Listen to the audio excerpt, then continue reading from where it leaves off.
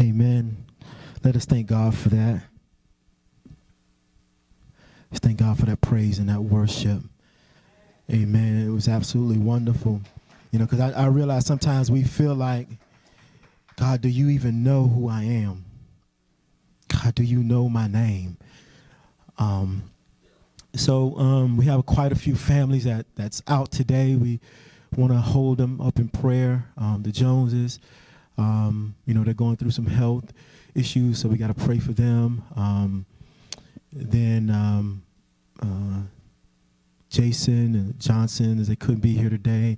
And then the pastor realized on Monday, because he called me up Monday night and said, I'm not going to be there Sunday. He realized that, and sometimes the schedule with games, Christopher had a state championship game, and it's going to be down in Richmond, and they will be playing both days, Saturday and Sundays. And our pastor always try to be here as much as possible, but he wasn't able to be here, so he called me up and asked if I would step in. He will be continuing on his series Journey through the Bible, which I know is impacting so many people as it is impacting me as well, going through the Bible and getting a lot more understanding of what it means to me. So today I want to preach on injustice. And so, I know that there's a lot of theological discussions around injustice. There's a lot of discussions around, God, if God being a just God, why does he allow injustices to exist in the world? And so, I know that there are lots of people that they're puzzled by it and they're perplexed, and there's a whole lot of different conversations, and a lot of people are talking, a lot of debates about just that. There is even an entire group of people that don't believe that God exists because the injustices in this world. And so they believe that there's no way, one, that you would have a God that you call just, and then you would have all the things that are going on in this world, all these injustices, all this pain, all this hurt in this world, and have a God that exists. And there's a whole group of people that just say, I don't believe. And so while there's so much going on about that, so much talk, so many debates, and a lot of theological debates about it, I'm just going to hit just a little bit of it. I'm not going to get so deep into a lot of the theological discussions. I don't consider myself a theologian, so I'm not going to get into some of those discussions. But if you would allow me, I'm just going to hit it just a little bit. I promise I won't be long today. But I just want to say I get it. Like, I truly understand how you feel and how everyone feels about the injustices of this world. I am heartbroken as well with the things that I see on a daily basis. And in the society that we're in today, we get to see everything. Unlike it used to be. No more pages, and there's no more, the phones on the side of the road. Everything is right there in your hand, and you get it right now. We have smartphones that's smart enough to tell us everything that's going on in everybody's neighborhood. And so not only do all these things that are going on in this world happen, we get to see it. And it comes right in seconds. We know what's going on in every part of the world and all the things that are going on. And I understand it because I am heartbroken as well about the things that I see, about the pain. And, oftentimes if you're like some of us, we often feel that, why does it seem that all the good people suffer? Why does it feel that the people that aren't doing the bad things, why does it feel like the good people are suffering the most? And the bad people seem to be getting along well. And this just what it appears to be in our eyes. As we sit and we look, even within ourselves and things that we've gone through in our life, we feel like we are victims of injustices, things that have happened in us. And we're like, wait a minute, I try my best to go to church. I try my best to do the right things. I try to be there. I try to help people. And God, it just seems like good people, the people that are trying to do right, are the people that are always going through the most. And then it also seems as though the most corrupt people are the ones who are holding the highest positions in office. They're the ones that we're supposed to be listening to. They're the ones who should be mentoring us. And it seems as though the most corrupt people are holding the highest positions. And so it just makes us feel burdened by all of this that's going on, and we just feel the injustice of the world, and it feels right in front of our feet every single day. So I have a question for you. Have you ever looked at the world and wondered, where is God?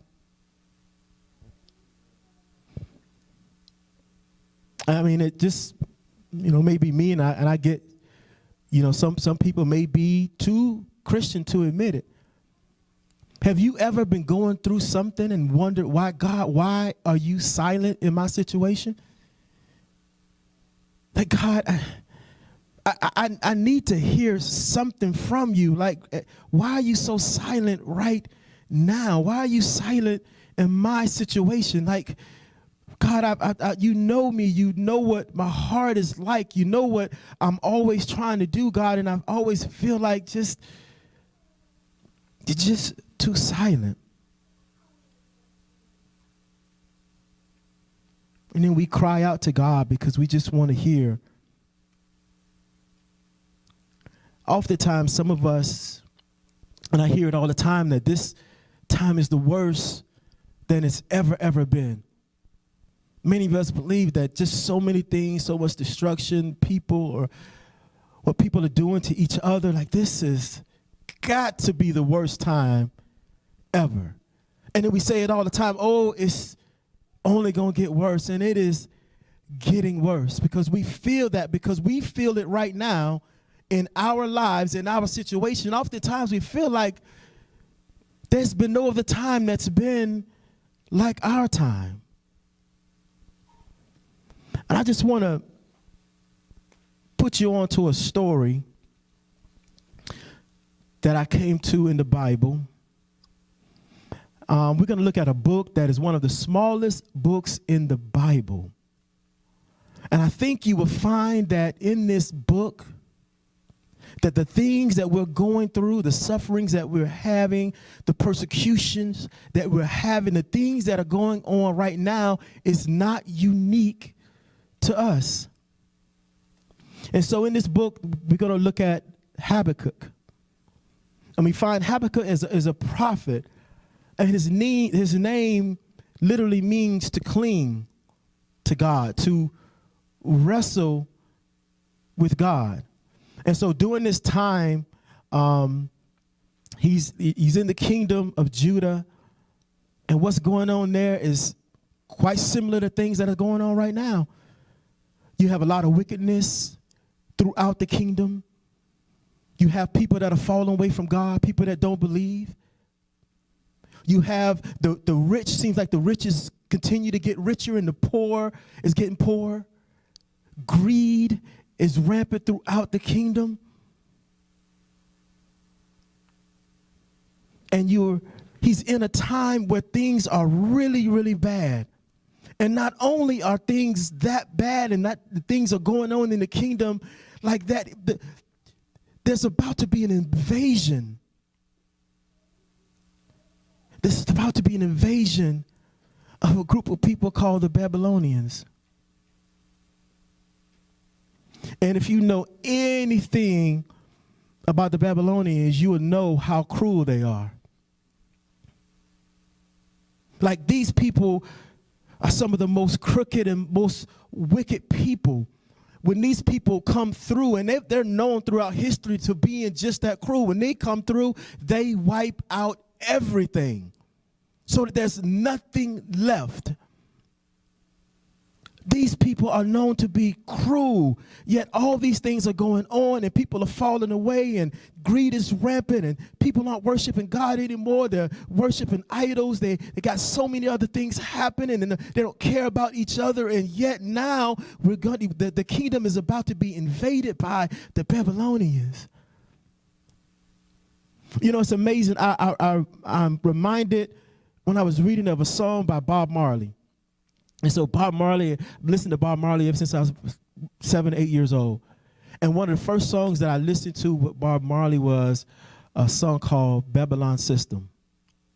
And I believe that Bob Marley, knowing the story and understanding who the Babylons were, that he referenced this time, the time that he was going through, he referenced it to that of the Babylonians. And so the song, there's some lyrics in the song, and the song says, the Babylon system is the vampire sucking the blood of the sufferers. So wait a minute now. So he's thinking that things are so bad that the system is sucking the blood of people that are already suffering. So these are the kind of people that's during this time with Habakkuk, that he's trying, the kingdom is about to be invaded by the Babylonians. And so Habakkuk wanted God to hear his voice. And we're going to start at verse 1. And this is Habakkuk.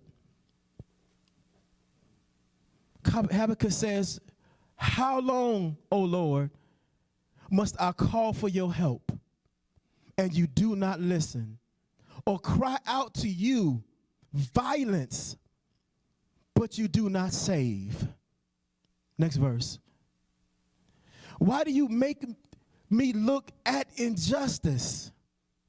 Why do you tolerate wrong? Destruction and violence are before me. There is strife and conflict abounds. Therefore, the law is paralyzed and justice never prevails. The wicked hem in the righteous so that justice is perverted. This is Habakkuk at a time that probably worse than any time that we can even talk about. Not only is the kingdom corrupt, the kingdom is about to be destroyed by a people that's the most wicked.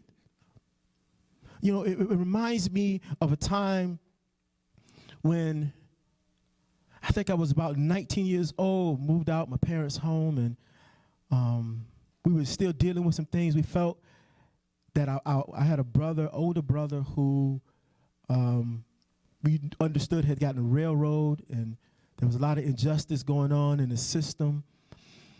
And so I wanted to be heard. I wanted people to understand about the injustices. I wanted something to be done about it.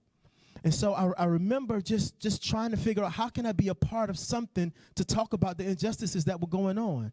And I know, and I get, all of us want to be a part of something to talk about the injustices that are going on. And so I found this group, and they were starting to rally, and they talked about having a march, and they started to get all the civil rights leaders of our town. I'm from Jacksonville, Florida, and they started to get all the people together, and then they talked about having a march, and then everything was scheduled.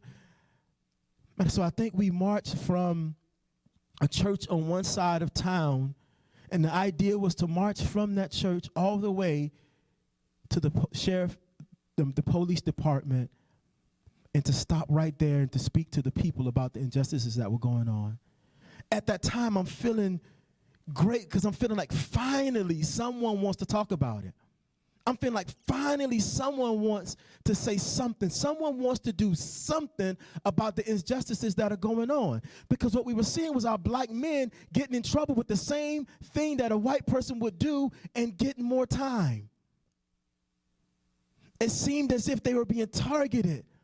It seemed as if they were somehow, once they get into the system, that was it. And we're seeing more and more and more being incarcerated. So I'm feeling good. I'm like, okay, this is an opportunity. It's time. And so I talked, and at one point in time, I was supposed to have an opportunity to speak.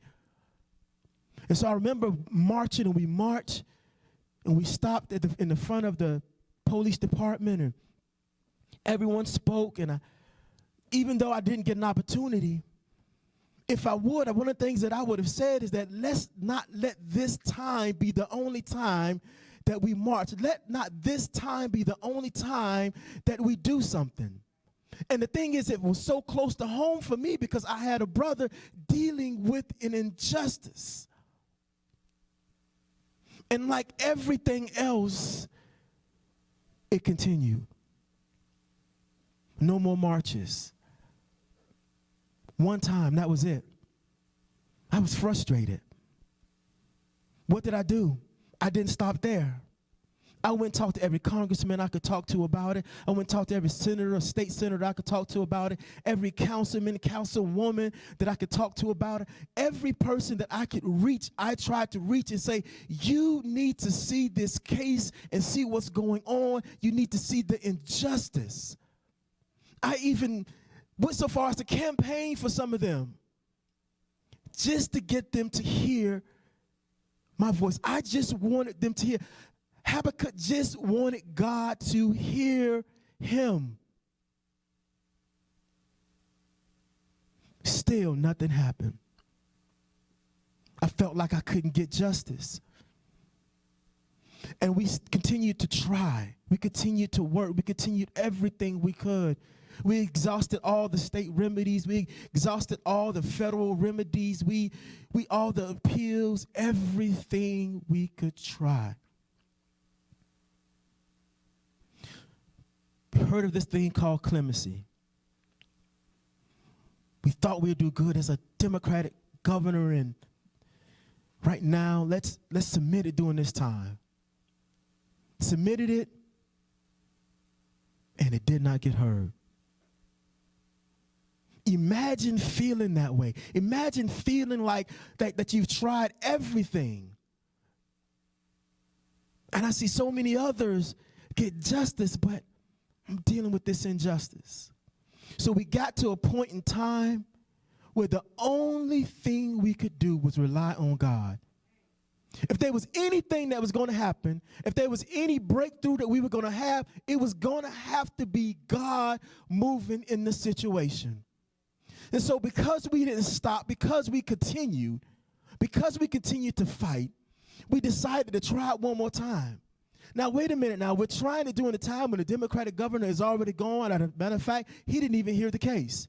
Now we have a Republican governor right now, and then we have a former new state attorney who's now in his office that would have to be the first person to hear this case to even bring it before the governor. The only thing we had was God.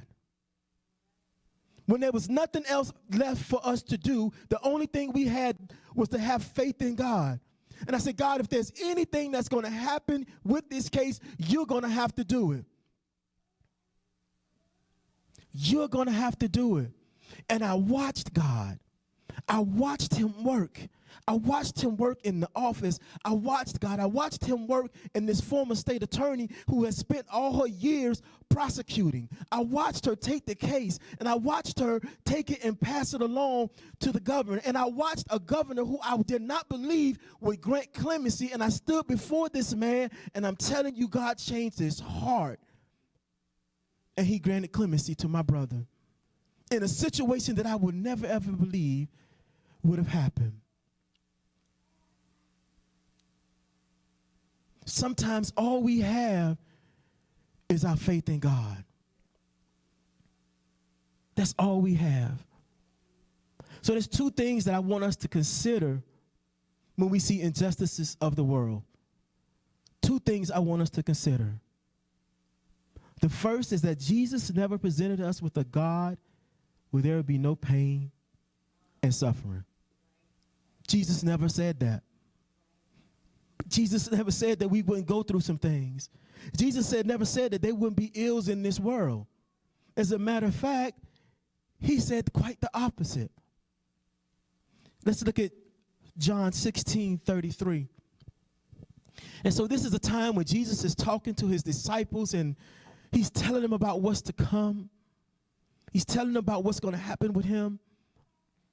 And so he gets to verse 33 and he says to them, I have told you these things so that in me you may have peace. Not in the world, but in me you may have peace.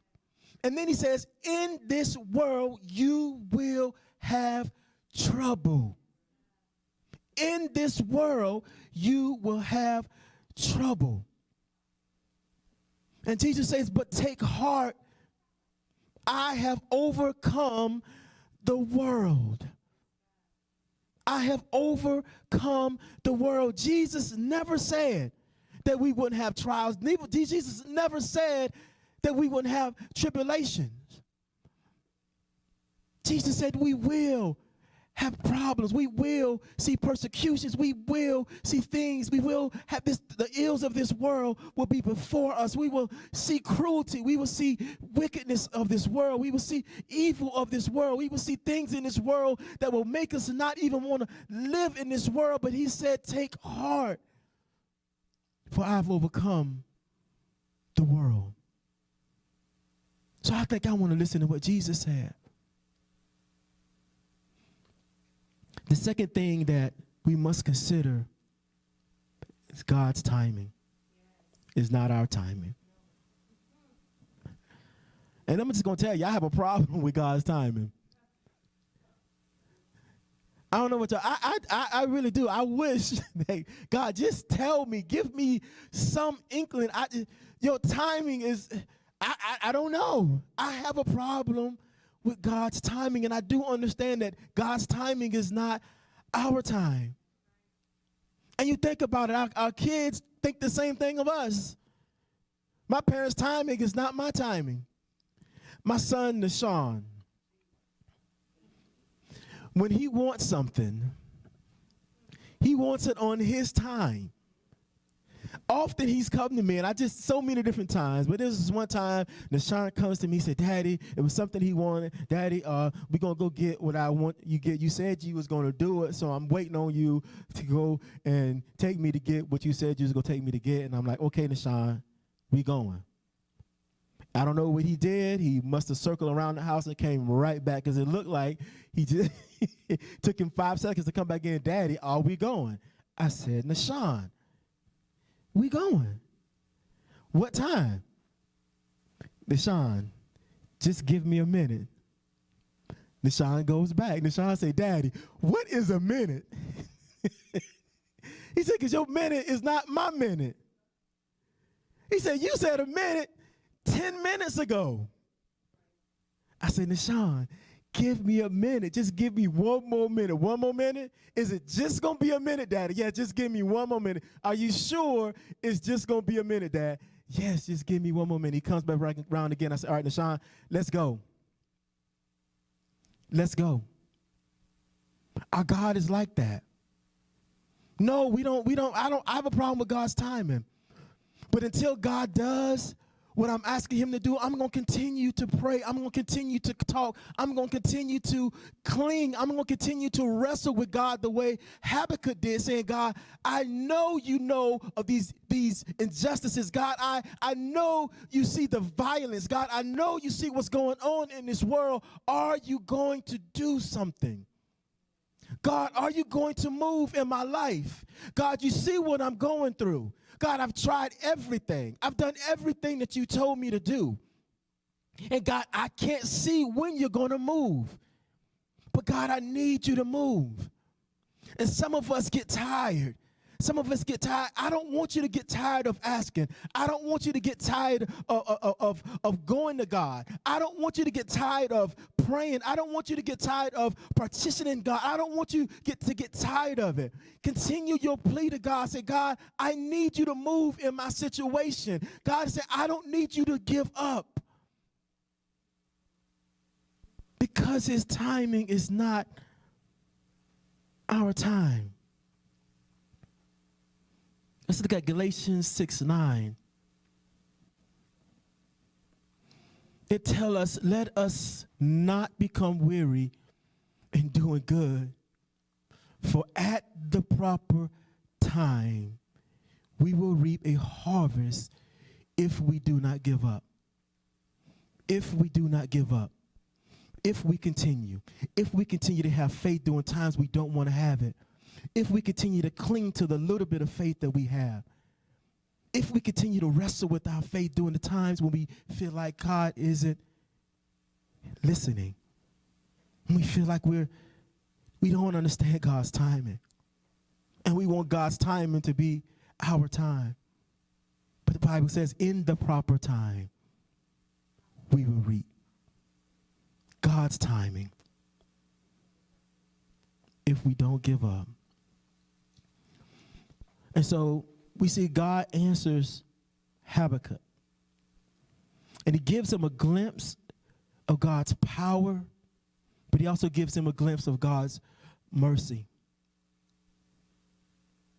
Let's look at chapter 3.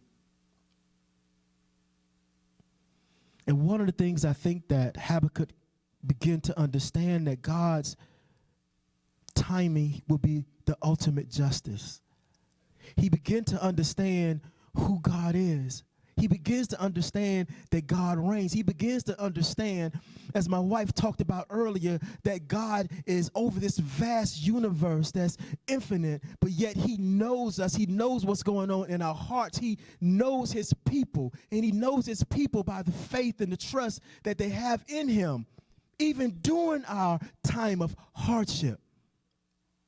Habakkuk got to a point where he got an understanding of the God that we serve. And so he gets here to Habakkuk chapter 3, verse 16, and he says, I heard and my heart pounded. My lips quivered at the sound. Decay crept into my bones and my legs trembled. Yet I will patiently for the day of the calamity to come on this nation invading us. Next verse. He says, though the fig tree does not bud, and there are no grapes on the vines, though the olive crop falls, and the fields produce no food, though there are no sheep in the pen and no cattle in the stalls, yet I will rejoice in the Lord. I will be joyful in God, my Savior. Next verse. The sovereign Lord is my strength. He makes my feet like the feet of a deer. He enables me to go on the heights. For the director of music on my string instrument. He understood at that time who God really is, and that God's ultimate justice will prevail no matter what's going on in this world today, no matter how difficult it may get, no matter how hard it is. One of the things that we can say that's in common with the Hebrews, we saw the injustice that were going on to them when they were held in captivity under Pharaoh, when they were being persecuted under Pharaoh. They still continued to cry out to God. They held on to their faith. And when things are going bad, when things are going hard, when I feel like I don't know which way to turn, I am not going to turn away from God. I'm going to turn towards God. When life gets to be so hard and so difficult, and I see things that are going on, and my heart is broken by things that I'm seeing that's happening to everyone, I will hold on to the hope that I know that God's justice in the end will prevail. Absolutely, there's injustices of this world. Absolutely, we do serve a just God. Jesus never said we wouldn't suffer. Jesus never said that this world not come with wickedness and cruelty and evilness. But what we do know is he has overcome the world. Amen? Amen. Thank you.